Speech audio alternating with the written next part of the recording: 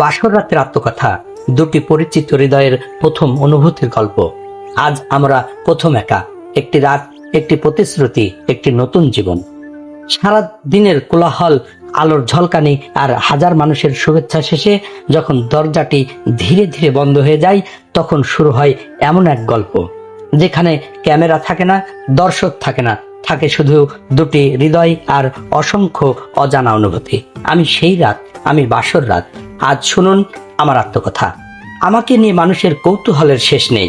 কেউ আমাকে রোমাঞ্চের রাত বলে, কেউ বলে লাজুক ভালোবাসার রাত, কিন্তু খুব কম মানুষই জানে আমি আসলে দুটি অপরিচিত মানুষের ধীরে ধীরে আপন হয়ে ওঠার প্রথম অধ্যায়।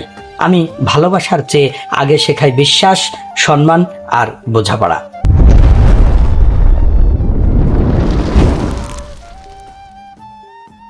আমি আসি গভীর রাতে, ঘর জুড়ে ফুলের সুগন্ধ, মৃদু আলো, চারপাশে নিস্তব্ধতা।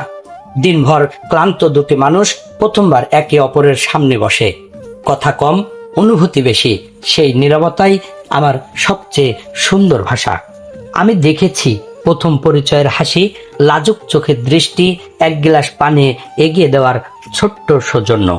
আর তুমি কেমন আছো, এই সাধারণ প্রশ্নের মধ্যেও জন্ম নিতে পারে গভীর সম্পর্ক।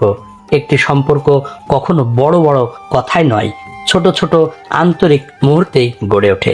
সেদিন কোনো কাগজে লেখা হয় না নতুন অঙ্গীকার, তবুও দুটি মন নীরবে প্রতিশ্রুতি দেয়। ঝড় এলে একসঙ্গে লড়বে, সুখ এলে একসঙ্গে হাসবে, দুঃখ এলে একে অপরের হাত ছাড়বে না। আমি সেই নীরব প্রতিশ্রুতির সাক্ষী।